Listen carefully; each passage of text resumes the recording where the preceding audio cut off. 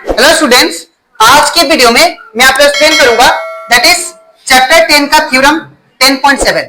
हम लोग class 9 maths का चैप्टर 10 करे थे दैट इज सर्कल। इसके पिछले वीडियो में मैंने आप लोग को theorem that is 10.1, 10.2, 10.3 and 10.6 and 10.7 और 10.4 ये सभी जो थ्योरम थे चैप्टर 10 का, ये सारा जो थ्योरम है ये मैंने आप लोग को एक्सप्लेन कर दिया है। ठीक है, तो अगर आपको सारा थ्योरम जो कि बहुत इंपॉर्टेंट है आप लोग का बोर्ड एग्जाम के लिए, अगर अच्छे से सीखना है तो आप लोग उसको मेरे YouTube चैनल में जाके उसको देख सकते हो। ठीक है, इसी के साथ साथ अभी तक मैंने क्लास 9 मैथ्स का chapter revision, chapter 1, chapter 2, chapter 3, chapter 4, chapter 6 and chapter 7 and chapter 12 and chapter that is 14। ठीक है, इन सभी चैप्टर का जितना भी एक्सरसाइज क्वेश्चन था और जितना भी एग्जांपल क्वेश्चन था वो सारा मैंने आप लोगों को एक्सप्लेन कर दिया। ठीक है, तो अगर आपको सारा क्वेश्चन अच्छे से सीखना है तो आप लोग उसको मेरे YouTube चैनल में जाके उसको देख सकते हो। ठीक है, मैंने हर एक चैप्टर का प्लेलिस्ट बना के अपलोड कर दिया।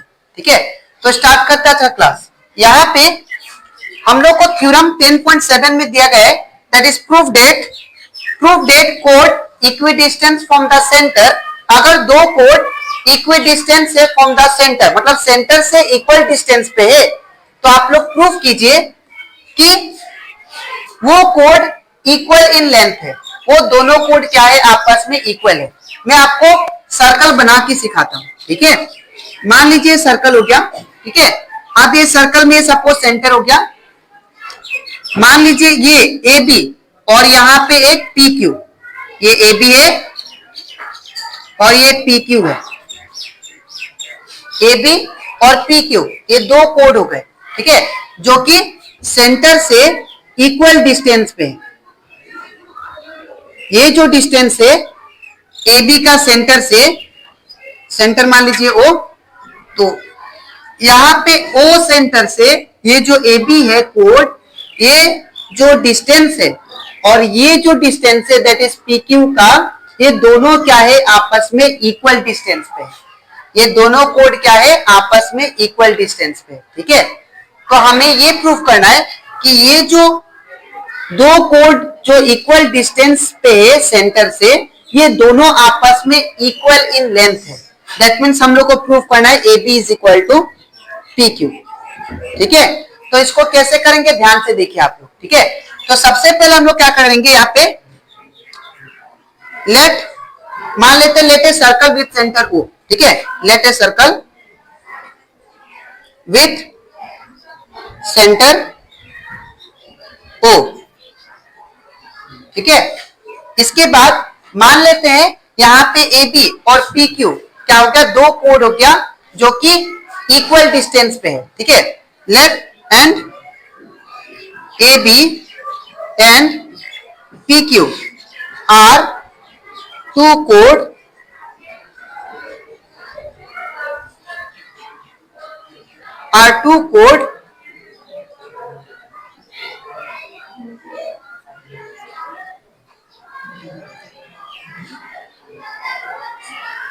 situated at equal distance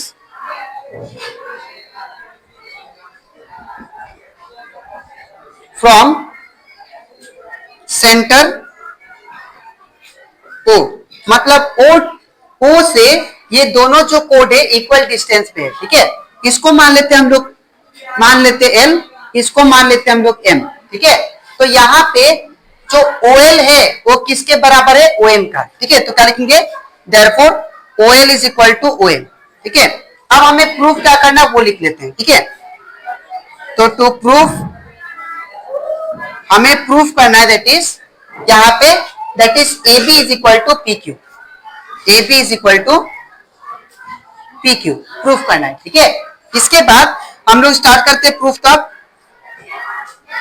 तो प्रूफ स्टार्ट करते हैं, हम लोग को क्या लाना है, ये वाला और ये वाला दोनों कोड आपस में इक्वल है, ये प्रूफ करना है। ठीक है, तो हम लोग सबसे पहले क्या करेंगे, अगर आप लोग ध्यान से देखो यहाँ पे OL जो है ये क्या है, OL जो है ये परपेंडिकुलर है किसका, AB का। ठीक है, तो यहाँ पे लिखेंगे here OL is perpendicular to AB। मतलब AB का परपेंडिकुलर कौन है? OL। तो अगर AB का परपेंडिकुलर OL है, ठीक है ना, OL है, तो दैट मीन्स अगर मैं AL का वैल्यू निकालूं, किसका? देयरफॉर AL, तो AL जो होगा, याद रखिएगा, अगर OL परपेंडिकुलर है AB का, तो OL क्या करेगा? ये AB को बाइसेक्ट करेगा। बाइसेक्ट का मतलब ये AB लाइन को OL क्या करेगा? दो इक्वल पार्ट में इसको डिवाइड कर देगा, ठीक है। तो यहाँ पे OL जो है AB को दो इक्वल पार्ट में डिवाइड कर रहा है, तो क्या लिखेंगे? L इज इक्वल टू ये हाफ किसका है? L जो है ये हाफ किसका है? AB का। तो लिखेंगे L is equal to half of AB। इसको मान लेते हैं इक्वेशन 1, ठीक है। इन द सेम वे अगर देखो आप लोग नेक्स्ट, OM जो है वो परपेंडिकुलर है किसका? PQ का। तो OM किसके परपेंडिकुलर लिखेंगे? PQ का। तो लिखेंगे यहाँ पे OM is perpendicular to PQ। तो अगर OM परपेंडिकुलर है PQ का, तो दैट मीन्स OM क्या कर रहा है? ये PQ को दो इक्वल पार्ट में डिवाइड कर रहा है, ठीक है। तो लिख सकते हैं हम लोग कि जो PM है इतना पार्ट, ये जो इतना पार्ट है PM, ये किसका हाफ है? दैट इज PQ का, ठीक है।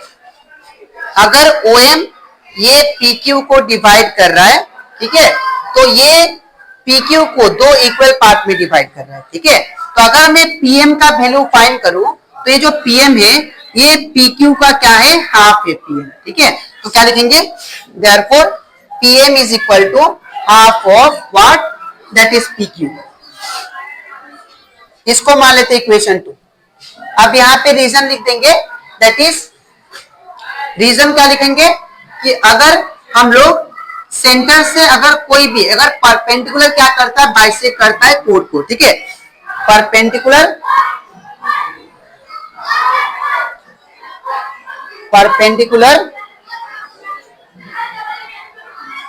बाइसेक्ट द, यहाँ पे परपेंडिकुलर बाइसेक्ट द कोड, ठीक है, इनटू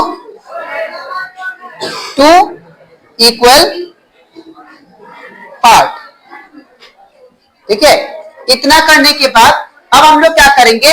अब यहाँ पे मैं O और A को ज्वाइन कर देता हूं, ठीक है, और P और O को भी ज्वाइन कर देता है, ठीक है। तो यहाँ पे दो ट्रेंगल बन गया। तो मैं क्या करूंगा? इन दोनों ट्रेंगल को आपस में कॉन्ग्रुएंट प्रूफ करूंगा, ठीक है। तो यहाँ पे इसके बाद मैं यहाँ पे करता हूं, ठीक है। तो therefore in triangle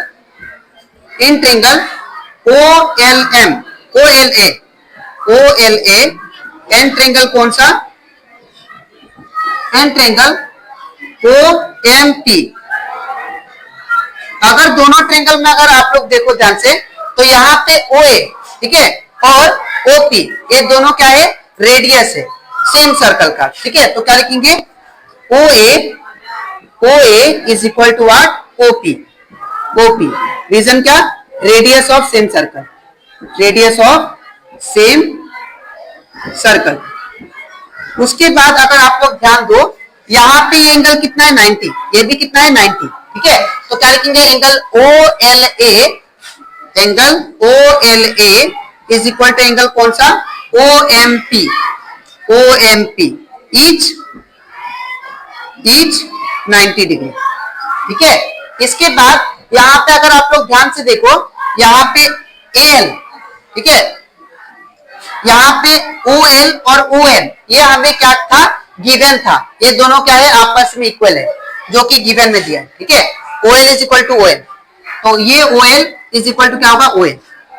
OL is equal to OM, that is given, ठीक है। तो अब यहाँ पे मुझे तीन कंडीशन मिल गया, A1, A2, A3, ठीक है। तो तीन अगर कंडीशन मिल गया तो हम लोग क्या बोल सकते हैं? कि दोनों ट्रेंगल आपस में क्या है? कॉन्ग्रुएंट है, ठीक है। तो therefore we can say triangle OLA is congruent to triangle which one? That is OMP। By कौन सा रूल? बाय। तो ये दोनों ट्रेंगल आपस में कॉन्ग्रुएंट हो गए, ये तीन कंडीशन से, ठीक है। दैट इज राइट मतलब 90 डिग्री राइट एंगल, और हाइपोटेन्यूज और साइड से, ठीक है। तो by we can say by RHS congruency, ठीक है।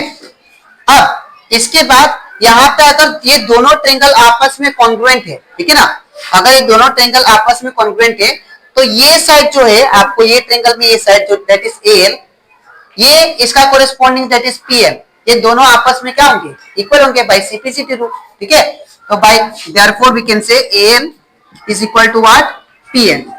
पीएल ये क्या है, दोनों इक्वल है बाय सीपीसीटी। ठीक है, तो therefore we can say L का वैल्यू क्या है, देखिए फ्रॉम इक्वेशन 1 एल का value half of A B है, तो यहाँ पे क्या होगा, हाफ ऑफ ए बी। और पीएन का वैल्यू कितना है, देखिए आप लोग, हाफ ऑफ पी क्यू, तो यहाँ पे क्या होगा, हाफ ऑफ पी क्यू। ठीक है, यहाँ पे लिख दीजिएगा फ्रॉम, कहां से आएगा, फ्रॉम इक्वेशन 1 एंड 2। ठीक है ना। अब ये हाफ से ये हाफ कैंसिल, तो क्या बचा, that is A B is equal to P Q. और यही हमें प्रूफ करना था। देखिए यहाँ पे टू प्रूफ में क्या था, A B is equal to P Q, ये मैंने ला दिया। ठीक है, तो हेंस प्रूफ। तो आई होप आपको ये भी थ्योरम अच्छे से क्लियर हो गया होगा। ठीक है, तो आप लोग को मैं जितना भी थ्योरम कराया ये सारा आप लोग का बोर्ड एग्जाम में आता है। ठीक है, तो आप लोग इसको अच्छे से प्रैक्टिस कर लीजिएगा। ठीक है, तो आज के वीडियो में मैंने आप लोग को एक्सप्लेन किया दैट इज थ्योरम 10.7। ठीक है, अब इसके नेक्स्ट वीडियो में मैं आप लोग को सिखाऊंगा ये चैप्टर 10 का जो एग्जाम्पल 2 है। ठीक है, और जितना भी एग्जाम्पल क्वेश्चन है और जितना भी एक्सरसाइज क्वेश्चन है 7 दैट इज 3 से रिलेटेड और 4 से रिलेटेड वो सारा। ठीक है, तो आज के लिए इतना ही, मिलते हैं नेक्स्ट वीडियो में। Thank you.